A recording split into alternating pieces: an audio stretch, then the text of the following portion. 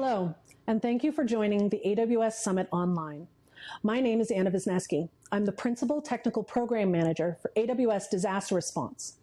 In this session, we're going to talk about being on the front lines of disaster response with the cloud. After a quick program overview, we talk about the disaster response lifecycle, then go into what work we do in the different aspects of that lifecycle, from how we help during mitigation and preparation to responses we have helped with, and we will also go into what AWS has been doing for the COVID-19 response. I'm a little biased towards using Coast Guard quotes because before I joined AWS, I was an officer in the Coast Guard for 12 years. This quote is from Admiral Thad Allen, who led the Coast Guard response to Hurricane Katrina and Deepwater Horizon, and was the top-ranked officer of the service before his retirement. So, what is the AWS Disaster Response Program? We are a team of experts that work with partners and customers to bring AWS technology to bear against the issues that arise from disasters, such as hurricanes, earthquakes, or even pandemics. It comes in 3 parts. We have a deployable response action team made up of volunteers from AWS. We share information in the form of white papers, publicly available code, or use cases. Last but not least, technology.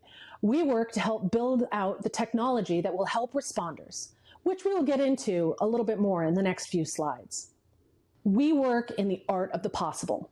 This diagram is an example of bringing in field connectivity to the area of a disaster that we call the last mile, meaning the area where communications, power, and other critical infrastructure is down. Using a Snowball Edge, a highly durable device we have that's optimized for compute or storage, along with Wi-Fi mesh, you can get responders connectivity that allows them to bring technology to the field.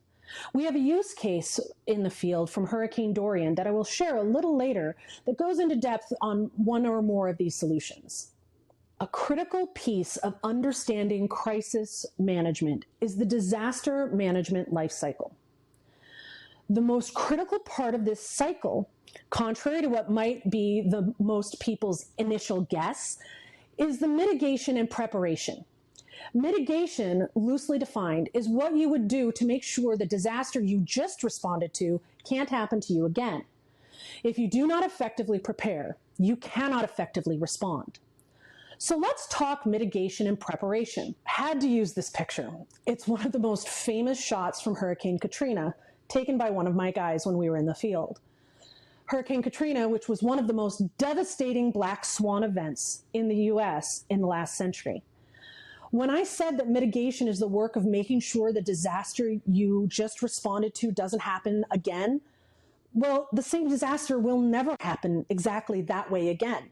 There will never be another Katrina, never be another Fukushima, another COVID-19. We call these events black swan events. So how do you prepare for a black swan event? Lots of training, lots of practice, and lots of creative thinking. Trust me, I am a lot of fun at dinner parties with how much I can think of the worst case event for pretty much anything. Here's an example of some of the training and drone testing we did with We Robotics and the Peruvian government in order to solve for some gaps that were found in the work, including effective coordination of teams of drone pilots and the lack of the ability to analyze large amounts of aerial data in a disconnected environment. All of this led to us developing a storage solution on the Snowball Edge. That solution ended up helping us during our response to Hurricane Dorian. Better estimates of hurricane wind speeds can lead to better decisions around evacuations and general hurricane response planning, saving both lives and property. The National Hurricane Center had been updating projections every 3 to 6 hours using largely a manual process via the Dvorak technique. Artificial intelligence experts with the impact team at NASA and the development seed created the deep learning-based hurricane intensity estimator, that's a mouthful, to automate the manual wind speed estimation. The team found that the outputs of the automated process with the ML model on AWS is more reliable than the manual approach, and it can be run every 15 minutes as opposed to every 3 to 6 hours.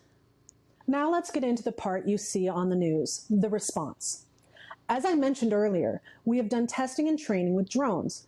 So during Hurricane Dorian, along with helping to reestablish connectivity with NetHope in more than 40 medical facilities and shelters in Nassau and Abaco, or bringing free Wi-Fi to community-based locations with the Information Disaster Technology Resource Center, also called ITDRC, we provided technical expertise with our deployable volunteers and 2 snowball edges to rapidly streamline and distribute high-resolution images of the impact on the most affected islands.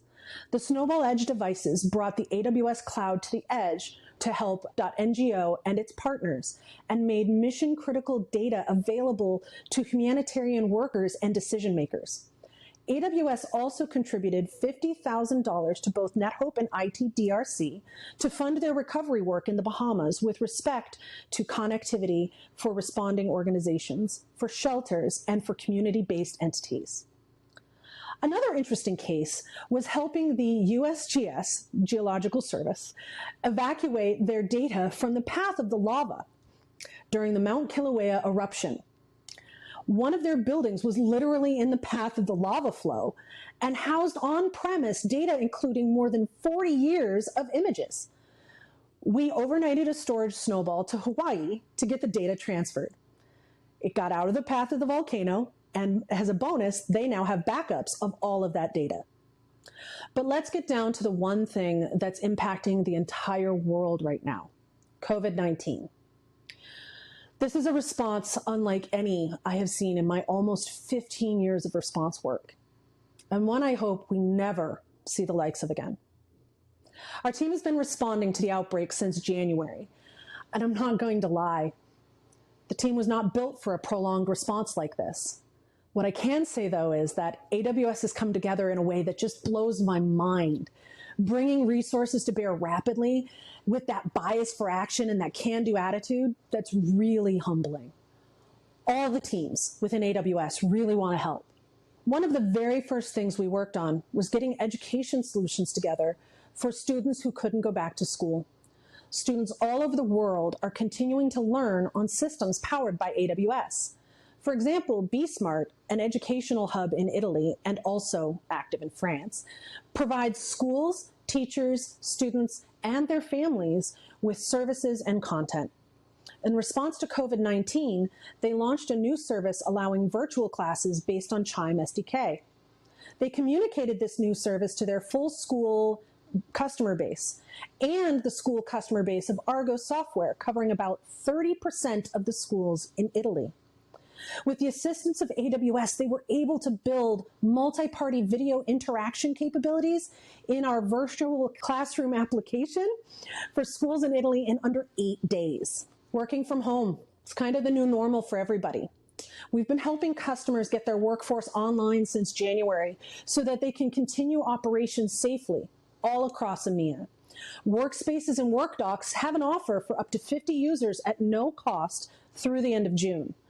To find out more about that offer, visit the AWS Workspaces or WorkDocs website. Solutions architects and experts in our work-from-home solutions have been helping with technical escalations to ensure smooth transitions for our customers.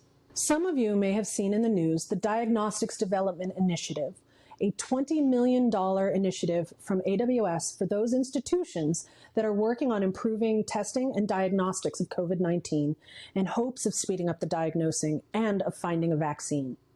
For example, the University of British Columbia and Vancouver General Hospital have been working on an artificial intelligence model trained on chest x-rays, creating a massive data set of COVID-19 positive images from around the world.